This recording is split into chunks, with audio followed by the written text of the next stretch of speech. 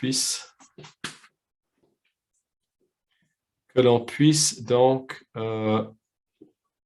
chanter cette parole de Dieu. Apocalypse 7, je vous invite à prendre le verset 10 et 12. Ah, voilà. Bonsoir, bienvenue à tout le monde pour Apocalypse 7. On va commencer par chanter ce passage et puis on va se réjouir d'être dans la présence de Dieu, puisque Dieu nous parle par sa parole. La parole explique la parole et c'est ensemble, puisqu'on peut recevoir des révélations personnelles dans la parole, mais aussi des révélations ensemble. Ensemble, nous avons une connaissance de Dieu. Voilà, n'hésitez pas si le mélange voix-piano n'est pas bon. Et vous pouvez aussi me dire si ça marche bien. Je vous invite donc dans Apocalypse 7. On va prendre le verset 10 et 12. Je vous mets ça dans le chat. Apocalypse 7, 10 et verset 12. Cette louange qu'il y a dans le ciel, dont on peut s'inspirer, puisque pour bien vivre sur terre, il faut bien connaître le ciel. Puisqu'on prie que ton royaume vienne sur la terre comme aux cieux. Donc pour savoir de quoi ça a l'air, eh bien, on médite sur les cieux.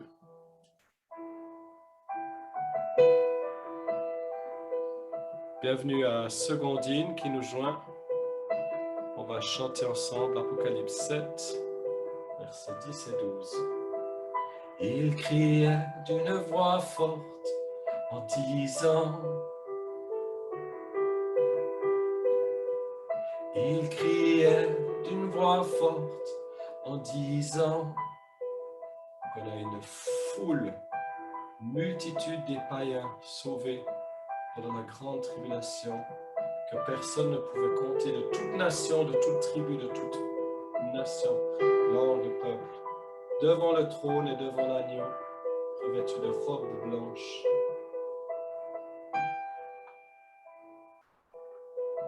Le salut est à notre Dieu, qui est assis sur le trône et à l'agneau. Le salut est à notre Dieu, assis sur le trône et à l'agneau de Dieu, à l'agneau de Dieu, assis sur le trône, trouvé digne d'ouvrir les seaux du jugement, car tu es parfait et sans péché, tu peux juger les nations. Tu as payé du prix de ta vie, du prix de ton sang. Le salut est à notre Dieu, assis sur le trône, il règne. Le salut est à notre Dieu, assis sur le trône et à l'agneau.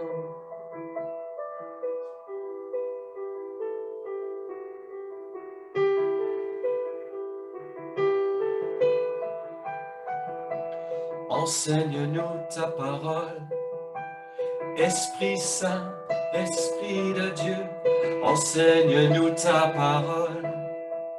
Esprit Saint, Esprit de Dieu, enseigne-nous ta parole. Esprit Saint, Esprit de Dieu, enseigne-nous ta parole. Au verset 12, la louange, la gloire, la sagesse et l'honneur. La louange, la gloire, la sagesse et l'honneur. La louange, la gloire, la sagesse et l'honneur.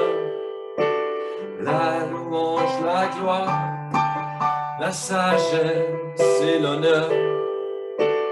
La louange, la gloire, la sagesse et l'honneur à notre Dieu, au siècle des siècles, amen. À notre Dieu, au siècle des siècles, amen. À notre Dieu, au siècle des siècles, amen. À notre au siècle des siècles, amen. Élevons nos voix à notre Dieu, au siècle des siècles, amen, à notre Dieu, au siècle des siècles, amen. C'est en louant Dieu qu'on est transformé, même si on ne sait pas toujours ce qui se passe, mais en élevant Dieu et en fixant les yeux sur lui, on est rayonnant de joie et on est transformé. Et la révélation, la compréhension se répand. Il ne s'agit pas d'une connaissance intellectuelle, mais d'abord d'une connaissance par expérimentation, une connaissance par la rencontre. Louange, honneur et gloire sont notre Dieu. Louange, honneur et gloire sont à notre Dieu. Louange, honneur et gloire sont à notre Dieu. Louange, honneur et gloire sont à notre Dieu. Louange, honneur et gloire sont à notre Dieu. Louange, honneur et gloire sont à notre Dieu. Oh oui, au siècle des siècles, et pour l'éternité, au siècle. Oh oui, au siècle des siècles, et pour l'éternité, élevons nos voix. Oh oui, au siècle des siècles, et pour l'éternité ensemble. Oh oui, au siècle des siècles, et pour l'éternité nous chantons.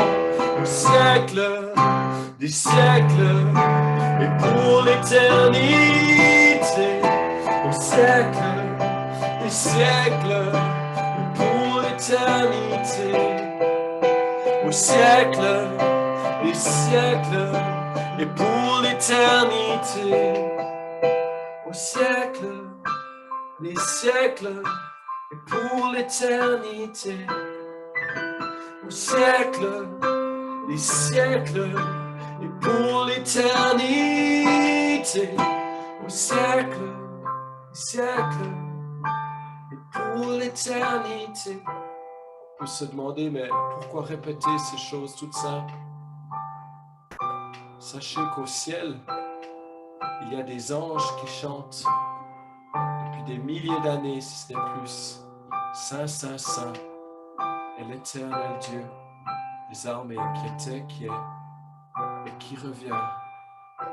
Il y a quelque chose qui nous dépasse, une sagesse venue du ciel, que lorsqu'on devient fou pour le monde et qu'on s'abandonne de la présence de Dieu, il y a une transformation, une puissance qui se dégage lorsque le ciel rencontre la terre. Et une des manières de faire le ciel rencontrer la terre, c'est de simplement chanter la parole de Dieu.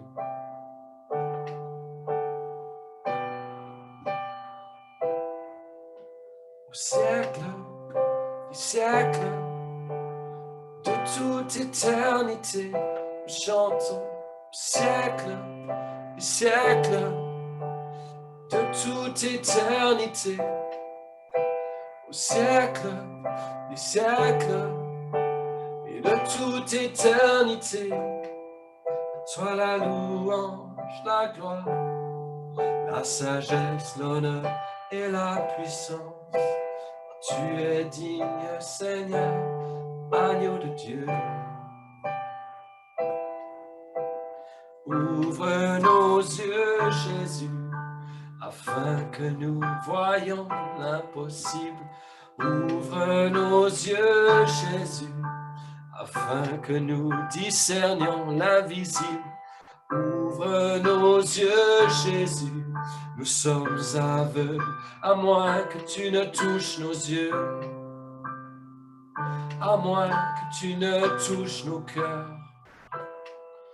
à moins que tu ne nous entraînes dans ta révélation, dans la révélation du Fils de Dieu, l'agneau 3 fois saint, dans la révélation du Fils Fils de Dieu, l'agneau 3 fois saint, la révélation du Fils de Dieu, l'agneau 3 fois saint, dans la révélation du Fils de Dieu, l'agneau de Dieu.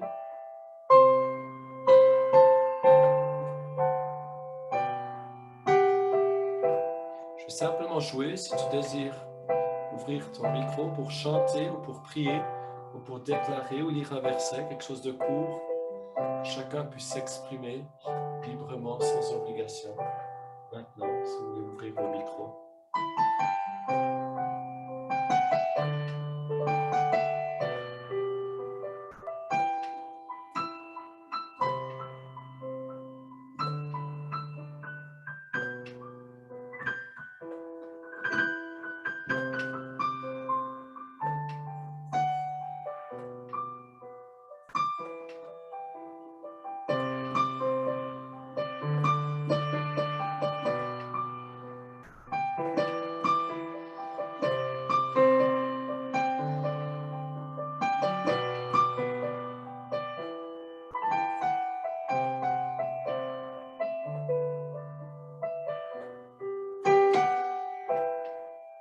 Nous n'aurons pas assez de temps en éternité pour découvrir ta beauté.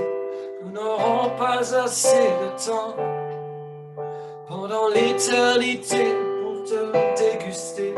Nous n'aurons pas assez de temps pendant l'éternité pour te connaître, tellement tu es grand et large et profond.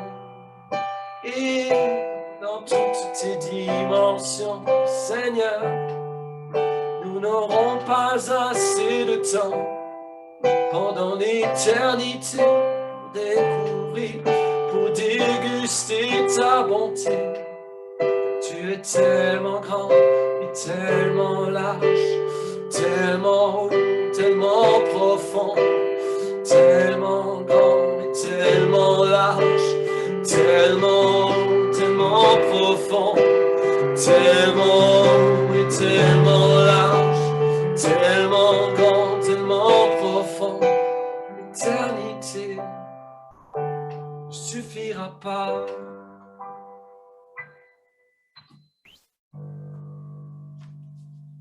Amen.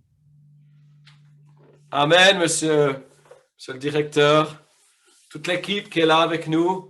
Bienvenue à chacun. On est très, très contents. Je vous rappelle que c'est un Zoom interactif, donc vous pouvez intervenir sur le chat ou bien en ouvrant vos micros. Je suis très réjoui cet après-midi de partager avec vous quelques-unes de mes découvertes dans Apocalypse 7. Donc, on fait des choses vraiment basiques et le but, c'est de vous encourager à découvrir par vous-même ce qu'on trouve. Parce que la Bible explique la Bible. On a besoin des 65 autres livres de la Bible pour découvrir l'Apocalypse. Alors, je vous propose cette méthode, simplement faire des petites cellules avec les versets bibliques. Verset 1, est-ce que Guillaume, tu voudrais nous lire le verset 1, Apocalypse 1? Alors, chapitre 7, hein? D'accord. Oui. On sent la tension monter. Après cela, je vis 4 anges debout aux 4 coins de la terre. Ils retenaient les 4 vents de la terre afin qu'ils ne soufflent pas de vent ni sur la terre, ni sur la mer, ni sur aucun arbre. Merci. Donc, voilà, on a des anges. De nouveau, un des thèmes très forts de ce livre de l'Apocalypse. Ils sont là, debout, aux 4 coins de la terre. Donc, ça, c'est une expression qu'on retrouve dans la Bible. Et puis, il y a certains scientifiques qui ont même réussi à trouver qu'il y avait vraiment 4 coins à notre terre. Je n'en sais pas beaucoup plus, mais je trouvais que c'était très intéressant. Ça nous parle des 4 points cardinaux. Ça nous parle aussi du fait que c'est l'idée de recouvrir toute la terre. Donc, toute la terre est comprise. Et puis, il retenait les 4 vents de la terre.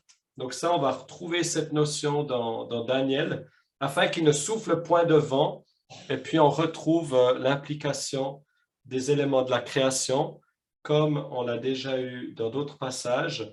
Ici, il nous parle de la terre, de la mer, et puis des arbres. Je ne sais pas si vous vous souvenez dans les chapitres précédents. Bienvenue à Jessica qui nous rejoint. C'est un plaisir de t'avoir parmi nous. Dans l'autre chapitre, je crois que c'était au verset 6, il était sans cesse parler du ciel, ce qui est sur la terre et sous la terre. Et ici, les éléments de la création, eh bien, c'est le vent, la terre, la mer et puis les arbres. Donc, moi, je vous invite simplement dans cette méthode à noter quelques mots-clés. Moi, j'ai noté les 4 coins de la terre, aucun vent. Donc, il y a comme, excusez-moi, il y a comme un espèce de calme, un calme un peu avant la tempête. Et puis, c'est très intéressant de découvrir que le vent, eh bien, ça nous fait penser à l'Esprit de Dieu. Donc, c'est un rappel du Ruach, l'Esprit de Dieu. Et on retrouve aussi ce vent dans le Cantique des Cantiques.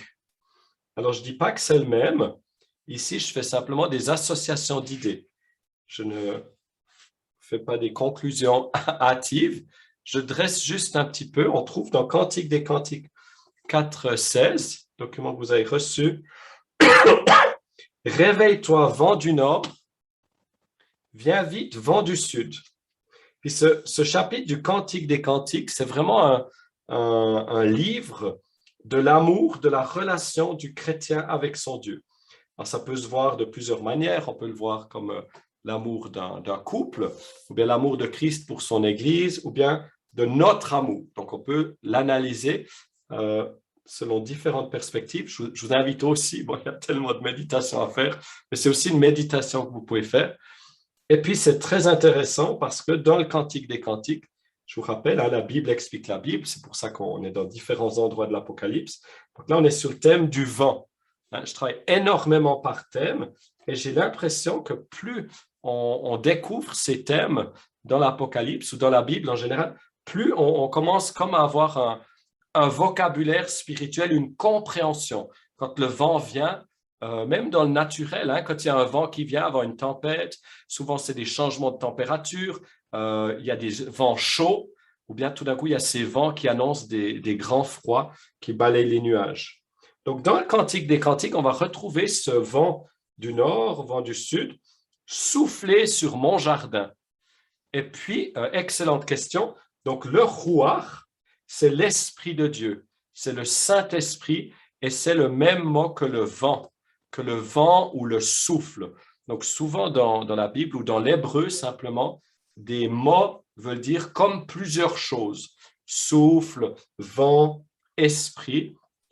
Et puis ici, dans le Cantique des Cantiques, on retrouve un passage qui parle du jardin que l'on a avec Dieu. Ça, c'est aussi un thème très important dans la Bible, le thème du jardin.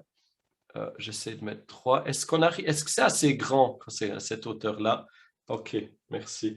Donc, ce jardin, c'est aussi cette intimité qu'on développe avec l'Éternel, puisqu'on est appelé à être un arbre, psaume 1, auprès des eaux, qu'il répande ses bonnes odeurs. Et ce qui est très intéressant, c'est que ce vent, il peut aussi être vu comme la pression de la vie, la pression de la persécution, la pression de notre témoignage.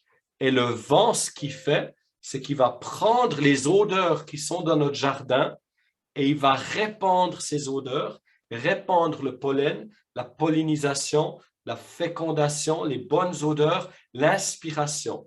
Donc, lorsqu'on a un jardin avec Dieu, il va faire en sorte que le vent nous donne de cette relation verticale avec lui, que ça se répande sur les autres. Il y a un passage dans la Bible qui parle du fait qu'on ait une bonne odeur de Christ, odeur de vie pour ceux qui vivent et odeur de mort pour ceux qui vont avec la mort, malheureusement, qui ne connaissent pas.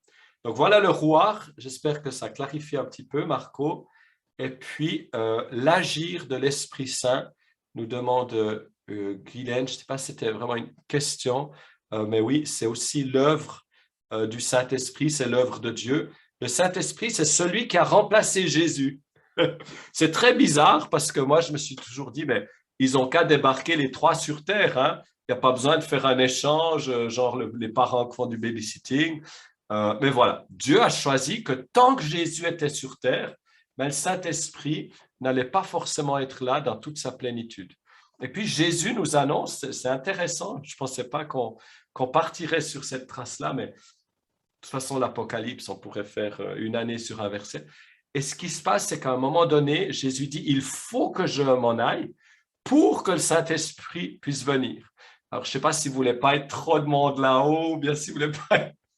je taquine, mais vraiment, grâce au départ de Jésus, et depuis que Jésus nous a quittés physiquement sur terre, il a envoyé le Saint-Esprit, c'est pour ça qu'on peut être rempli du Saint-Esprit. Il ne faut pas oublier qu'en tant que chrétien, on prend souvent ça comme allant de soi, mais avant que Jésus n'envoie le Saint-Esprit, on pouvait être touché par le Saint-Esprit, convaincu, utilisé par le Saint-Esprit, donner des prophéties.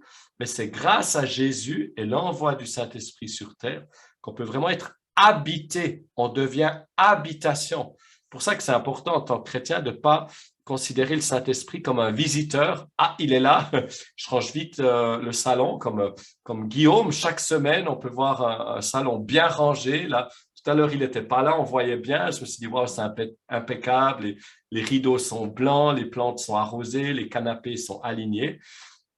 Et puis, c'est pas un visiteur, hein, le Saint-Esprit. C'est vraiment quelqu'un qui demeure en nous. Et ça, c'est très important, qu'on n'ait pas une mentalité de prostituée qui se fait visiter par des hommes ou un époux de temps en temps, mais qu'on soit fidèle. Dieu est jaloux de nous. N'oubliez pas cet époux jaloux.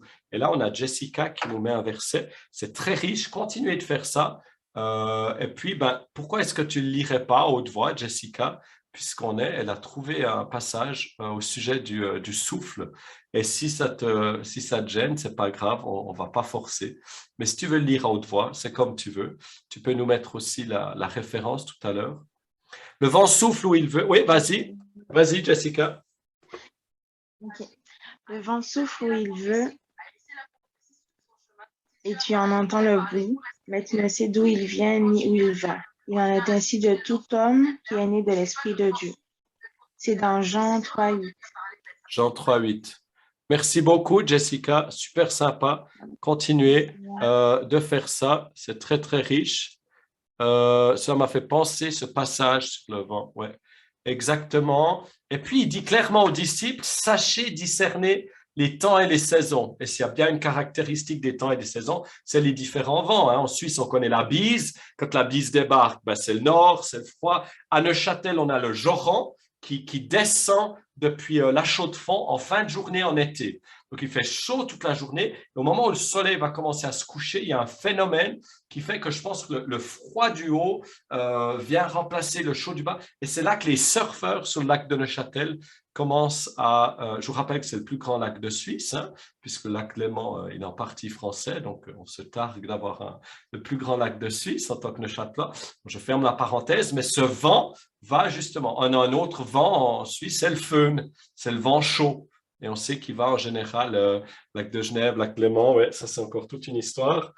Voilà, donc c'est un petit peu ce que j'avais à dire sur le vent. J'ai encore reçu le vent créateur de la Genèse. Je vous rappelle que dans Genèse 1, c'est le chaos, hein, c'est le chaos, c'est le tohu-bohu. C'est ce mot, exactement ce mot qui est utilisé en hébreu. Et puis, je ne sais pas si vous utilisez ce mot dans votre français, mais c'est un mot qui existe en français. Quand on veut dire qu'il y a un chaos, on dit, mais c'est quoi ce tohu-bohu? Donc, au commencement, Dieu créa les cieux et la terre. La terre était informe et vide. Il y avait des ténèbres à la surface de l'abîme. L'Esprit de Dieu se mouvait. Genèse 1. C'était donc le tohu-bohu et le chaos. Et Dieu amène l'ordre. Donc, quand on revient à notre passage d'Apocalypse 7, et puis qu'on lit qu'il y a ces anges aux quatre coins de la terre, ils retenaient les quatre vents. Donc, on voit, et là, je ne vais pas faire je vais pas inventer des trucs. Merci Marco. Oui, je comprends bien le vent en Suisse. Je ne veux pas inventer des choses, mais on a toutes ces références au vent. Donc, quand vous prenez des notes, vous notez ce genre de choses, le vent, la création, etc., etc. Donc, prenez votre temps, ne hâtez jamais vos moments avec Dieu. Ne hâtez jamais Guylaine qui nous invite au vent de la Gaspésie. Je vous rappelle que sur ce Zoom, on a des Suisses, on a des Québécois. Jessica, je suis navrée, je ne sais plus de quel endroit tu viens. En Martinique. Ah, oh là là. Alors, ouais, tu nous partageras Princesse